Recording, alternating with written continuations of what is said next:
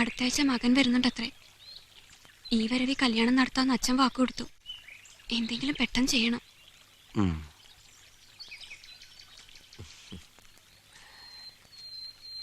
വീട്ടിൽ വന്ന് അച്ഛനോട് ഞാൻ ചോദിക്കട്ടെ, തന്നെ എനിക്ക് കെട്ടിച്ചേരുമെന്ന്. അയ്യോ വേണ്ട വേണ്ട, അതൊക്കെ കുഴപ്പമാവും. വീട്ടുകാരുടെ സമ്മതത്തോടെ നമുക്ക് ഒരുമിച്ച് ജീവിക്കാൻ പറ്റില്ല. പിന്നെ ഒറ്റ മാർഗമുള്ളൂ, ഒരു ഒളിച്ചോട്ടം. എല്ലാം ശരിയാവുമ്പോൾ നമുക്ക് മടങ്ങി വരാം. ബോംബെയിൽ നിന്ന് ഒരു ഇംഗ്ലീഷ് പത്രത്തിൽ നിന്ന് എന്നെ വിളിച്ചിട്ടുണ്ട്. എന്താ, കൂടെ വരാൻ ധൈര്യമുണ്ടോ? വരാം.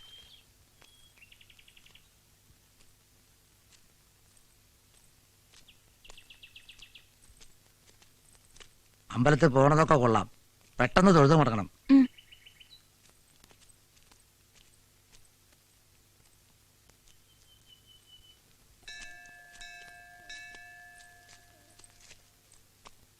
അച്ഛനെയും അമ്മയും പിരിയണത് ഓർക്കുമ്പോ വേറെ എന്താ ചെയ്യാ? കുറച്ചു കഴിയുമ്പോ ഒക്കെ ശരിയാവും. ആദ്യം നിനക്കിഷ്ടപ്പെട്ട ഒരു ജീവിതം ഉണ്ടാവട്ടെ.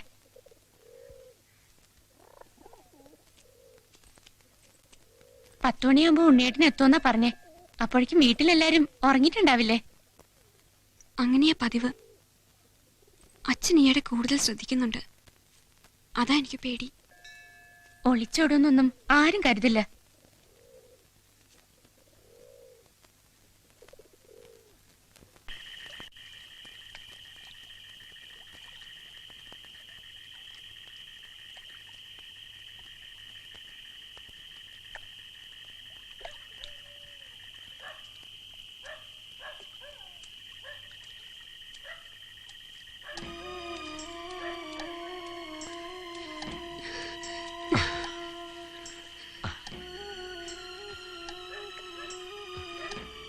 അമ്മൊക്കെ പോയിട്ടില്ല. അയ്യോ, ഇനി എന്ത് ചെയ്യും? നമുക്ക് കുറച്ചു നേരം കൂടെ നോക്കാം.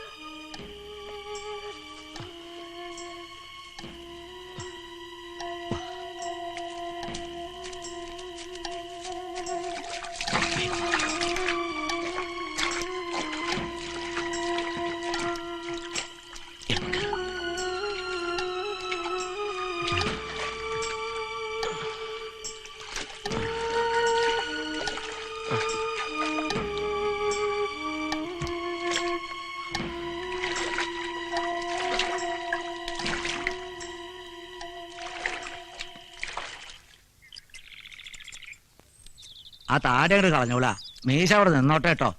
ഓ,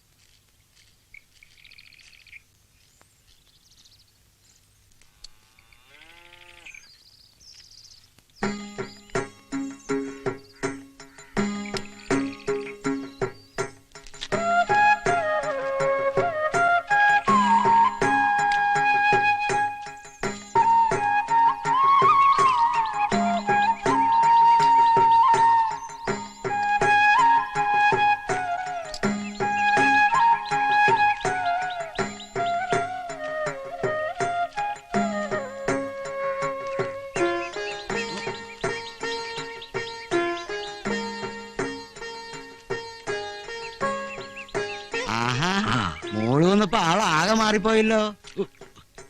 ഇതൊരു പുതിയ ജന്മ ശങ്കരപ്പിള്ളേ. ആ, വീട്ടിൽ കയറണല്ലേ? പിന്നെ ഇങ്ങോട്ട് ഇറങ്ങിയത് തന്നെ സീതയെ ഒന്ന് കാണാനാ.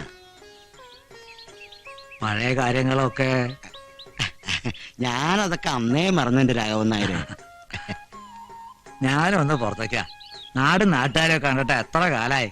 എന്നാ ഞാൻ നടക്കട്ടെ.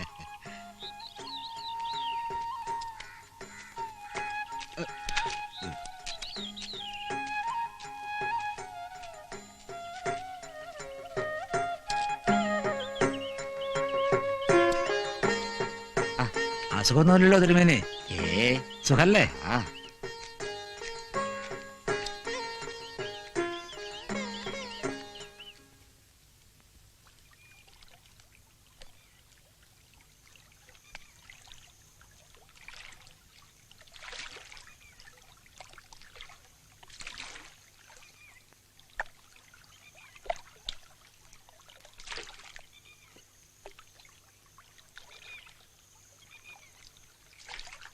എന്താ നേരെ മക്കളെ കാണാൻ പോയിട്ട് ഇത്ര പെട്ടെന്ന് തുടങ്ങിയോ?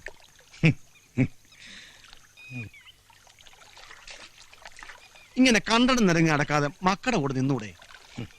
നിർത്തണ്ട മോനെ. ഉള്ളതെല്ലാം നേരത്തെ വീതം വെച്ച് കൊടുത്തോണ്ടല്ലേ. ആ സാരമില്ല, ഇവിടെ ഞങ്ങളൊക്കെ ഇല്ലേ. വല്ലതും കഴിച്ചോ?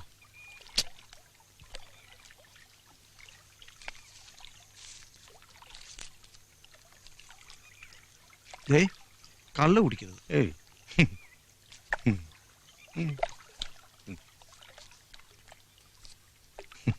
പാലും പഴവും കൈകളിലേന്തി, പാലും പഴവും കൈകളിലേന്തി, പാലും പഴവും ഇത്തവണത്തെ ഉത്സവം നമുക്ക് പൊടിക്കണം.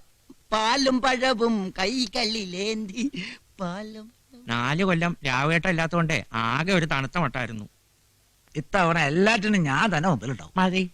എന്താ അത് മതി. രാഘവേട്ട മുമ്പിലുണ്ടെങ്കിൽ പിന്നെ എന്തിനാ മറ്റൊരു കൊമ്പനാന? പാലും പഴവും കൈകളിലേന്തി, പാലും പഴവും കൈകളിലേന്തി.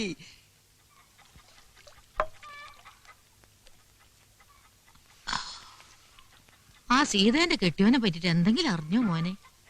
ഒരു വിവരമില്ലുമ്മ. കോട്ടപ്പുറത്തെ ഷെറീഫ് ഞാൻ എഴുതിയിട്ടുണ്ട്. ബോംബെയിൽ അവന് നല്ല പിടിപാടാ. എവിടെ ഉണ്ടല്ലോ അവൻ കണ്ടുപിടിക്കും.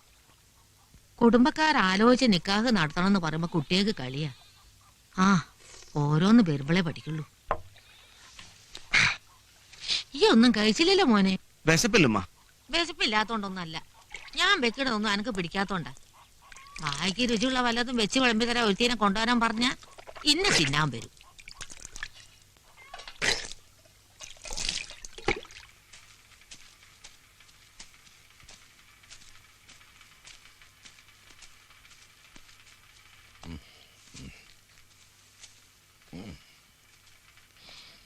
അതെ, ആ മാറ്റർ കൊടുത്തില്ലേ?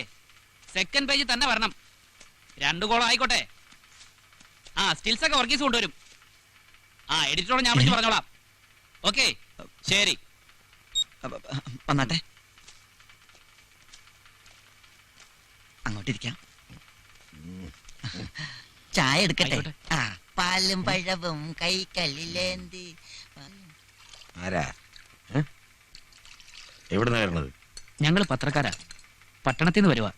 ആരെ കാണാനാ? ചായ. ഇതിനൊക്കെ വലിയ വിലയാവില്ലേ? സൂം ലെൻസ് ഉള്ളതാ, 40,000 ആവില്ല.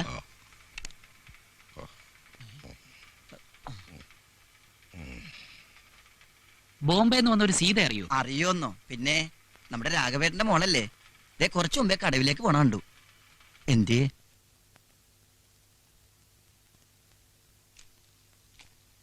ഇക്ക, എന്താ ഇവിടെ? ഇക്ക അന്വേഷിച്ച് വന്നതാ ഞാൻ. കുട്ടികൾക്ക് പുഴയിൽ ചുറ്റാൻ കൊതി. ശരി, പോയിക്കളയാ.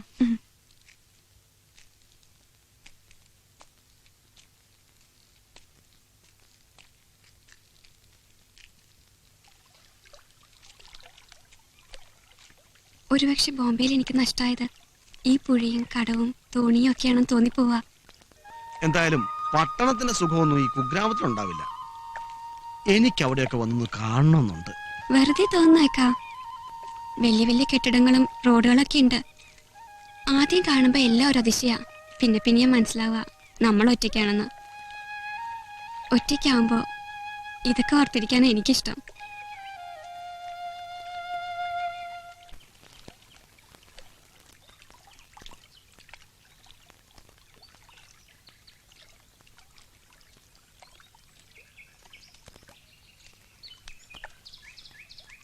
വന്നേ. വാ പോവാം.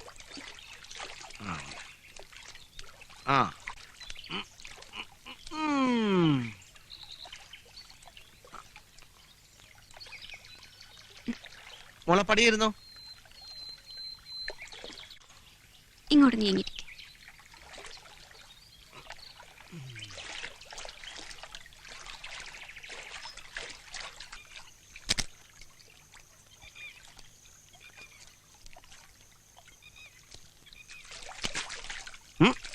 പോട്ടെ. ശരി.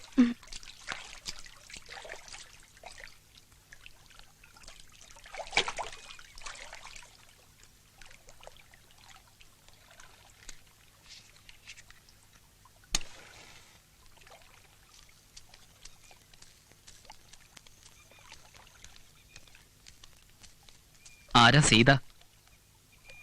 ഞാനാ. എന്താ? ഞങ്ങൾ ജേർണലിസ്റ്റാ. സീത ഒന്ന് കാണാൻ വേണ്ടി വന്നതാ. എന്താ വിശേഷിച്ച്? ഉണ്ണിയെക്കുറിച്ച്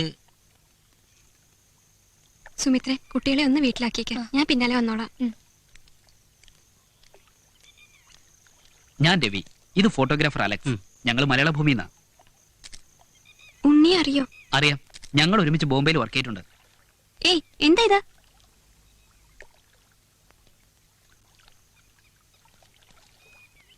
നോ പ്ലീസ്. ഉണ്ണിയെ കുറിച്ചൊരു വിവരം ഞങ്ങൾ അറിഞ്ഞു. A sad news. എന്താ?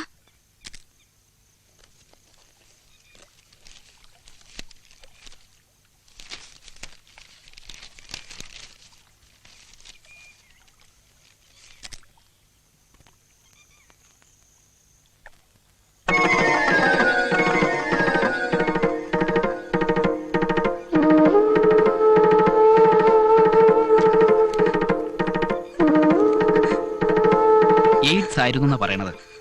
മനപ്രയാസം കൊണ്ട് ആത്മഹത്യ ചെയ്തതാ.